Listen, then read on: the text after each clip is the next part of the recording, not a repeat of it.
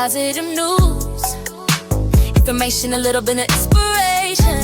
Tap in, tap in. Community love, education, and also motivation. For resources, information, and a little bit of inspiration. For community in the vicinity, let's be the light we want to see. Things will get better if we work together.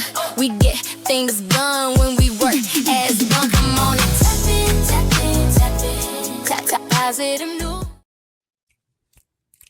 Come on and tap in, tap in, tap in. I am happy to be joining you guys again tonight. So, Tap In is a segment that I'm doing just to share some things that I've come across during the week that you might be interested in. So, come on and tap in, tap in, tap in. I hope you guys are doing well through all this winter shenanigans. So, that's what we're going to start off our segment with today. Winter Storm Hernando. That is what they are calling it. So the Delaware County has declared a disaster emergency effective February 22nd through February 1st in anticipation of Winter Storm Hernando.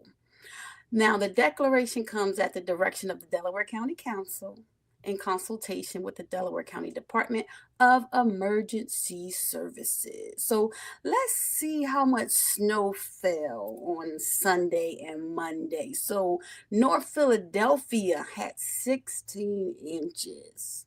Philadelphia Airport reported about 13 inches. Atlantic City, New Jersey reported 14 inches. Atlantic City International reported 16.9 inches. And let's see what we did with Chester. Chester, they said we had up to, wait for it, 13 inches. But I am so glad that the temperatures did not drop this time, which allowed most of this snow to melt away. Now, I know this winter has been rough, but did you see the forecast for next Saturday?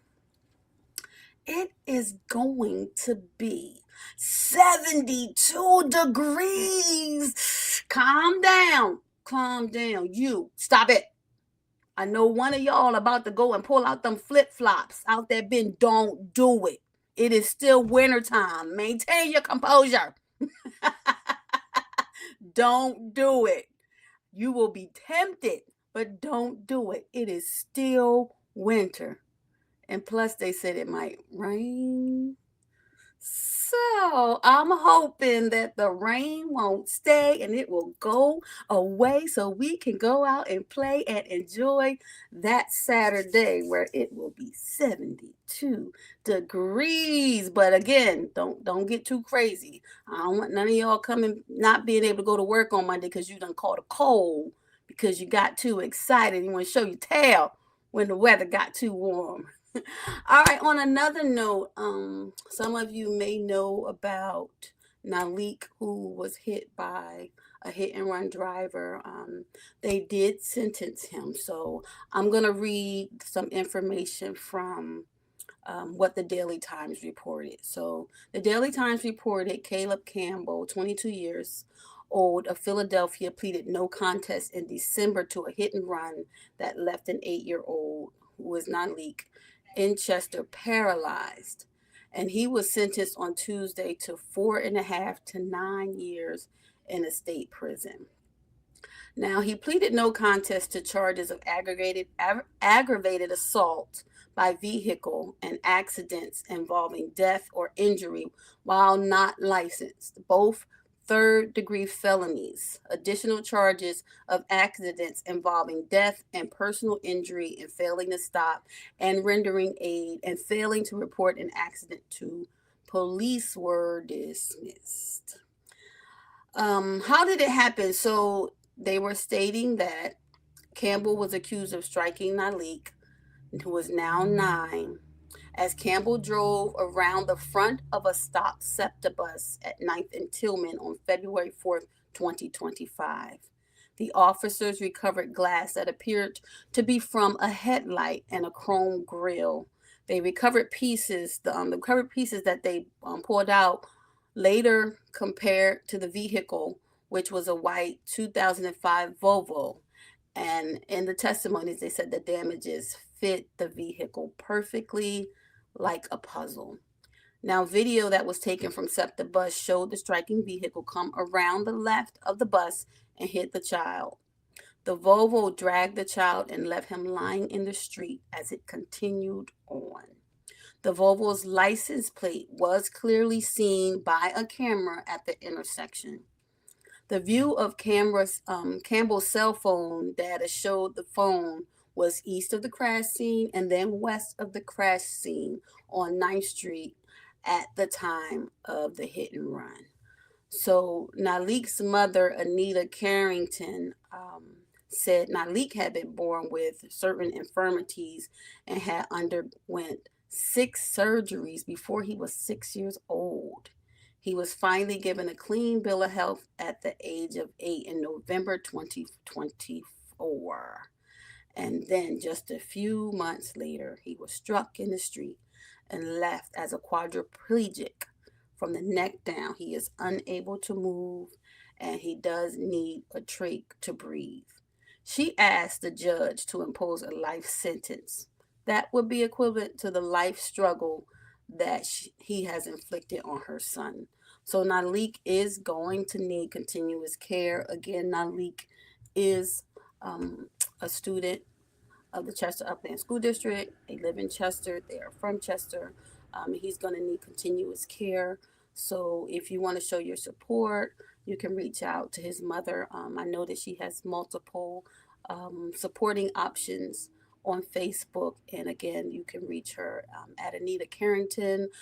But if you can't reach her, you can reach out to me and I will make the connection. So we definitely want to support Nalik. So on another note, you guys need to be aware of the scams. So today's scam is going to be coming from the Delaware County Sheriff's Department.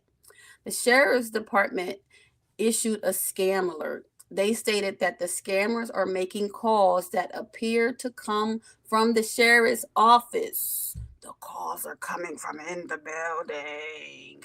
All right, that's a movie reference. Using a tactic called spoofing, which duplicates their phone number. The scammers often demand payment through methods like Bitcoin. You already know. We're like, really, Bitcoin? PayPal, Venmo, gift cards, or wire transfers.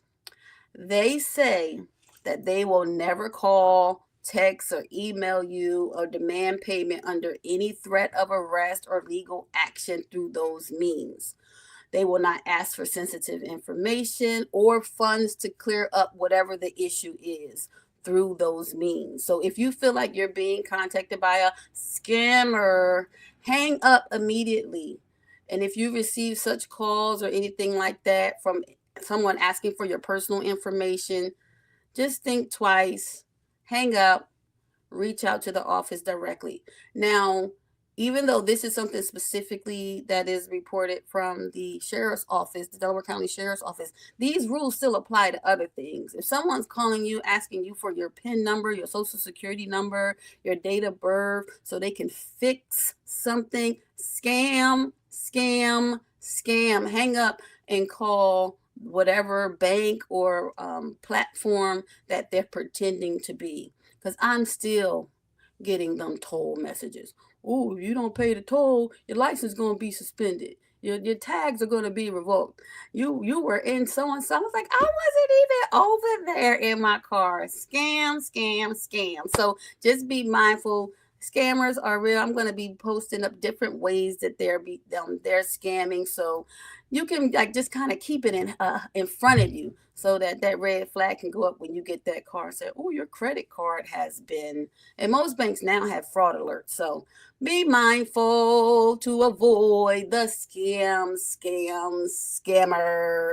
So guess what, y'all? If y'all looking for a job, you know somebody that's looking for a job, SEPTA, Commonwealth of PA, Labor Union, Boilermakers, all of those guys are going to be at Labor Local 413. So who is doing that? Senator John Kane will be hosting the job fair tomorrow, February 28th, from 10 a.m. to 12 p.m. Shout out to our laborers, Local 413, who will be hosting that. That is at 222 Penn Street in Chester, PA, right before you get over town on 291. So again, that will be SEPTA, Commonwealth of PA, Labor's Union, Boilermakers Union, and more. So several employees will be hiring on site. So bring multiple copies of your resume and come prepared to make an impression. So if you know someone who's looking for a job, tell them get their derriere over there tomorrow from 10 a.m. to 12, right off of 291 at Laborers Local 413. So let's get into Black History Month is winding up, but we should never stop celebrating each other. Nope, don't do it. Not going to stop. But today is going to be one of my reports, and we are going to talk about Black Hockey League. What you know about that? I didn't know a lot about that, so I was happy to read the information and understand it. So I'm going to read this and let us tap into some Black history facts and celebrate. All right, to understand what happened on the frozen ponds and rivers of Nova Scotia, you first have to understand what it took to get there. So let's back it up a little bit. You have to go back to the 1700s and early 1800s, to a time when millions of Black people were held in bondage across the American South, treated not as human beings, but as property. Thousands upon thousands of Black Americans crossed the border into Canada, and among the places they settled was Halifax and Nova Scotia in the far eastern reaches of the country. So Nova Scotia was not paradise, but they were no longer in bondage. It was cold in ways that a person from American South could scarcely even imagine. That's like somebody from Florida coming up here now. They like, I don't know about that with all that snow y'all got. But guess what?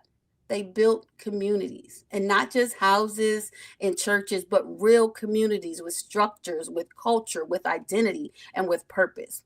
They organized and they supported one another. They created institutes that gave their children something to belong to and believe in. In the midst of all these long frozen winters, they found something else that they could do. They found ice. Ice games had been growing in popularity across the maritime province of Canada for years. The rivers and ponds froze solid, and people took their sticks and their blades and whatever they could find as a hockey puck or a puck those days and started playing. The Black communities of Nova Scotia did not just join in, they embraced the ice games with the same intensity that they put into everything else as they crossed over the border through the wilderness. And here, they were not just participating in a sport, but beginning to shape it, to innovate it, to push it in directions that no one had imagined. The ice became a place of freedom in a way that went beyond the physical. On the ice, a Black man could compete. On the ice, he could be fast, be strong, be brilliant. On the ice, the only thing that mattered was what he could do and not the color of his skin. By 1895, Black Nova Scotians had done something remarkable. They found the Colored Hockey League of the Maritimes. The National Hockey League, the NHL, had not been founded until 1917, more than 2 decades later. The Colored Hockey League predated it by over 20 years. This was one of the earliest organized hockey leagues in the entire world, not just Nova Scotia, not just Canada, but in the world. And then came Willie O'Ree, who was born in 1935 in New Brunswick, not far from the same maritime province where the Colored Hockey League had thrived. He grew up playing hockey in a region where Black people had been on the ice for generations. He stepped onto the ice for the Boston Bruins, becoming the first Black player in the National Hockey League. He was 22 years old, but what most people did not know is that he was legally blind in one eye. He had lost nearly all vision in his right eye after being hit by a hockey puck years earlier, but he kept it a secret because he knew that any excuse, any perceived weakness would be used to keep him out of the league.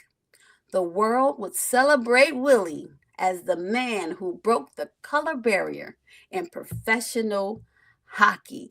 We celebrate him for breaking barriers, and a lot of people are standing on his shoulders today.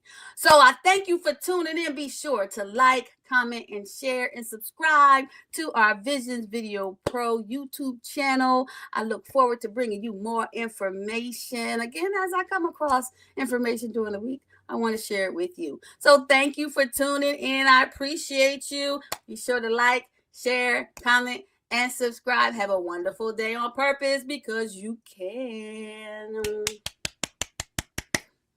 Come on and tap in, tap in, tap in. Tap positive news, information, a little bit of inspiration. Tap in, tap in. Community love, education, and also motivation. For resources, information, and a little bit of inspiration. For community in the vicinity, let's be the light we want to see. Things will get better if we work together. We get things done when we work as one. Come on and tap in, tap in, tap in. Tap positive news, information, a little bit of inspiration. Tap in, tap in. Community love, education, and also motivation. Got wins in the hood, got kids doing good, got elders dropping wisdom like you knew that they would. Yeah, from books in the backpack to food in the backpack, we shine a light on all that, so your hope gets snapped back. Oh, yeah. Hands up if you're feeling this, hands up if you're needing this. We're in the fix, here to build and uplift. Say tap in, say